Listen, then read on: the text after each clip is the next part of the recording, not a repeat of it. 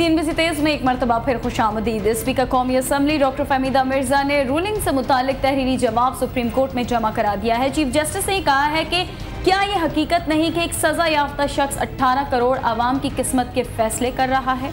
आज जब समाअत शुरू हुई तो अटॉर्नी जनरल इरफान कादिर ने स्पीकर कौमी असम्बली डॉक्टर फहमीदा मिर्जा का तहरीरी बयान अदालत में जमा कराया। वज़ीर-ए-आज़म के वकील एतजाज़ अहसन ने दलाइल देते हुए कहा कि स्पीकर रूलिंग के खिलाफ दायर दरख्वास्तें काबिल समाअत नहीं। चीफ जस्टिस ने कहा कि दरख्वास्त गुजार के मुताबिक यूसुफ रज़ा गिलानी सज़ा पाने के बाद 18 करोड़ आवाम की किस्मतों के फैसले नहीं कर सकते, वो नाअहल हो चुके हैं। चीफ जस्टिस ने रिमार्क्स दिए कि वज़ीर-ए-आज़म किसी पार्टी का नहीं, अवाम और मुल्क का नुमाइंदा होता है। उस पर एतजाज़ अहसन ने कहा कि अगर अदालत हुकूमती मामलात में आएगी तो अदालत की जानिब से तजावुज़ होगा।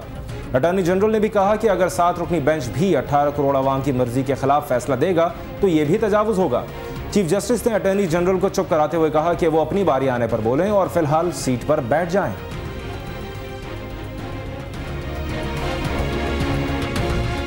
और मुशीर दाखिला रहमान मलिक को मुशीर बनाने के खिलाफ हुक्म इम्तनाई जारी करने के लिए सुप्रीम कोर्ट में आईनी दरख्वास्त दायर कर दी गई है। दरख्वास्त सैयद महमूद अख्तर नकवी नामी शहरी ने दाखिल की है, जिसमें यह मौक़िफ़ इख्तियार किया गया है कि सुप्रीम कोर्ट ने 4 जून को दोहरी शहरियत केस में रहमान मलिक की सेनेट की रुकनियत मुअत्तल की थी, लेकिन हुकूमत ने अदालत के इस हुक्म के खिलाफ जाकर रहमान मलिक को दोबारा मुशीर दाखिला बना दिया, जबकि दोहरी शहरियत के हवाले से एक केस अदालत में चल रहा है। लिहाजा अदालत से इस्तदा है कि रहमान मलिक के इस ओहदे से हटाने और कोई भी सरकारी ओहदा न रखने के हवाले से हुक्म इम्तनाई जारी किया जाए।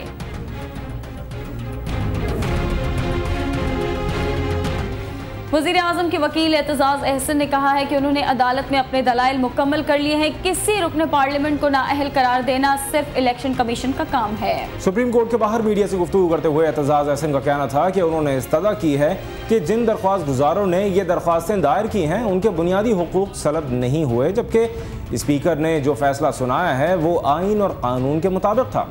उनका कहना था कि अदालत में चंद ऐसे केसेस का हवाला दिया है जिस पर चीफ जस्टिस ने उन्हें रोका था और कहा था कि अब इन फैसलों के बारे में कोई भी बात नहीं करता।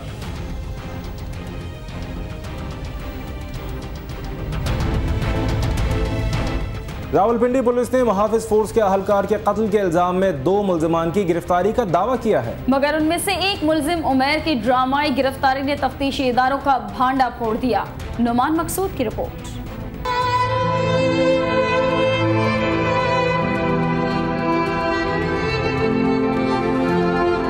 27 मई को 9:45 पर थाना सादिकाबाद की हदूद में एक वाक़या पेश आया, जिसमें एक पुलिस एहलकार पर फायरिंग हुई और पता चला कि शाहिद ज़मीर नामी यह एहलकार मुहाफिज फोर्स का था, जिसने एक मोटरसाइकिल पर सवार 2 अफराद को रुकने का इशारा किया था। ये लोग ना रुके तो इसने अपने साथी के साथ मोटरसाइकिल पीछे भगाया तो एक मुल्जिम ने इस पर फायरिंग कर दी, जिसके नतीजे में शाहिद जाँ बहक हो गया। और इसी रात पुलिस ने कामरान उर्फ कामी और उमैर नामी एक नौजवान को गिरफ्तार कर लिया और दावा किया कि इन दोनों ने ही शाहिद को मौत के घाट उतारा। मगर इनमें से एक मुल्जिम उमैर की बेवा माँ का कहना है कि इसे नाहक गिरफ्तार किया गया है। मेरा बेटा साथ उनको टैक्सी में डाल के सेंट्रल हॉस्पिटल तक लाया और फिर ये घर आ गया।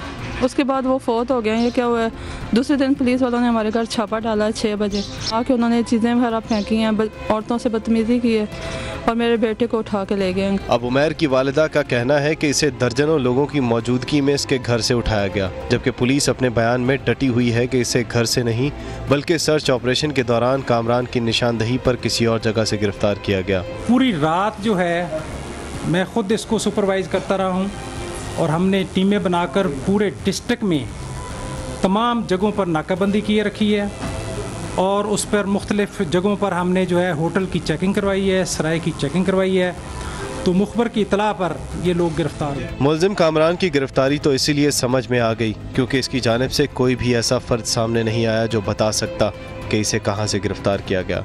मगर उमैर की गिरफ्तारी पर इसकी बेवा माँ ने तफ्तीशी इदारों पर कई सवाल उठाए हैं, जिसका जवाब किसी के पास नहीं। उमैर की गिरफ्तारी किस तरह से हुई, ये जानने के लिए दोनों थानों की पुलिस से मौक़िफ़ जानने की कोशिश की गई, मगर कोई भी इस पर बोलने को तैयार नहीं। उमैर की वालिदा कहती है कि इसे सिर्फ कत्ल के मुकदमे में नहीं फंसाया गया, बल्कि इस पर मनशियात की बरामदगी भी डाली गई है। पूरा मोहल्ला इस बात का गवाह है कि वो मेरे बेटे को घर से खाली हाथ लेके गए थे, उसके पास कुछ भी नहीं था। लेकिन वहाँ पे उन्होंने जो पर्चा दिया उसमें उन्होंने लिखा है कि ये कदीर खान रोड पे जा रहा था, इसके हाथ में एक काले रंग का शॉपिंग बैग था जिसमें 1.5 किलो चर्स थी। उमैर की वालिदा का कहना है कि अफसरों को खुश करने के लिए इसके बेटे को फंसाया जा रहा है और इसका सबूत इसकी गिरफ्तारी में रचाया गया वो ड्रामा है जिस पर से पर्दा उठाने के लिए ये कानून का हर दरवाज़ा खटखटाएगी।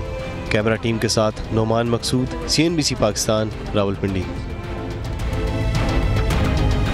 कुछ बात हो जाए टेनिस की। पाकिस्तान के एहसामुल हक और उनके डच साथी जॉन जूलियन रॉजर्स ने गैरी वेबर टेनिस टूर्नामेंट जीत लिया। जर्मनी के शहर हॉल में खेले गए ATP डबल्स इवेंट के फाइनल में पाक डच जोड़ी ने फिलिपाइनी और अमेरिकी खिलाड़ियों पर मुश्तमिल जोड़ी को जेर किया। एहसामुल हक और उनके साथी ने हरीफ टीम के खिलाफ शानदार अंदाज में खेलते हुए स्ट्रेट सेट से कामयाबी हासिल की। फाइनल मैच का स्कोर 6-3 और 6-4 रहा। याद रहे कि गुज़िश्ता साल का फाइनल भी एहसामुल हक की जोड़ी ने जीता था, तहम उस इवेंट में एहसामुल हक के साथ भारत के रोहन बोपन्ना थे।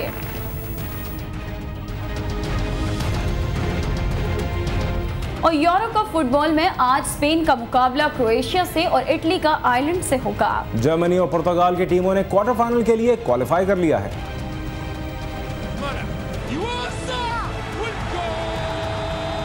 यूक्रेन और पोलैंड में जारी यूरो फुटबॉल कप दिलचस्प मरहले में दाखिल हो गया है। 5 टीमें बेहतरीन खेल का मुजाहरा करते हुए क्वार्टर फाइनल के लिए क्वालिफाई कर रही हैं, तो कुछ टीमें शिकस्त के बाद मेगा इवेंट से बाहर हो रही हैं। ग्रुप बी के मैच में जर्मनी ने डेनमार्क की टीम को 2-1 से हरा दिया। पहले हाफ के 19वें मिनट में जर्मनी ने पहला गोल किया।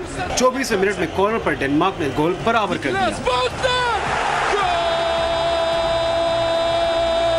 मैच के 80वें मिनट में जर्मनी ने दूसरा गोल करके फैसला कुन बर्तरी हासिल कर ली। इस जीत के बाद जर्मनी ने ग्रुप बी में पहली पोजीशन हासिल करके क्वार्टर फाइनल में जगह बना ली।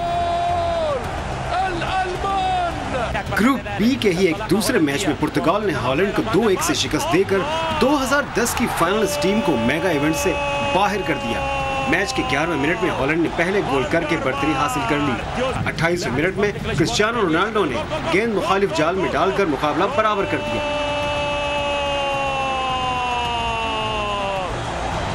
74वें मिनट में क्रिस्टियानो ने एक मरतबा फिर गेंद को गोल की राह दिखाकर अपनी टीम को फैसला कुन बढ़तरी दिला दी।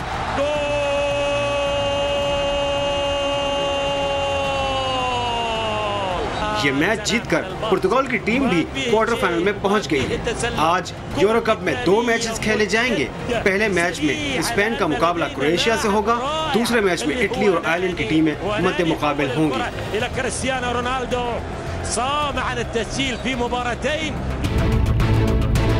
अलास्का के पहाड़ माउंट मैकिनले की चोटी सर करने के लिए जाने वाले 4 जापानी कोहपेमाओं की तलाश का काम खत्म कर दिया गया है। शुमाली अमेरिका के बुलंद तरीन पहाड़ को सर करने की कोशिश के दौरान 4 जापानी कोहपेमा बर्फानी तूफान की जद में आकर हलाक हो गए। इस बात का ऐलान अलास्का नेशनल पार्क के इमदादी कारकुनों ने 2 रोज़ा ज़मीनी तलाश के बाद किया।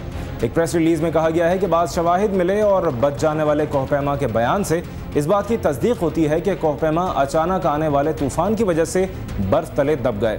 माउंट मैकिनले पर रवां साल हलाक होने वाले कोहपेमाओं की तादाद 6 हो गई है, जबकि 1932 से इस खतरनाक पहाड़ को सर करने की कोशिश में 120 कोहपेमा अपनी जान गंवा चुके हैं।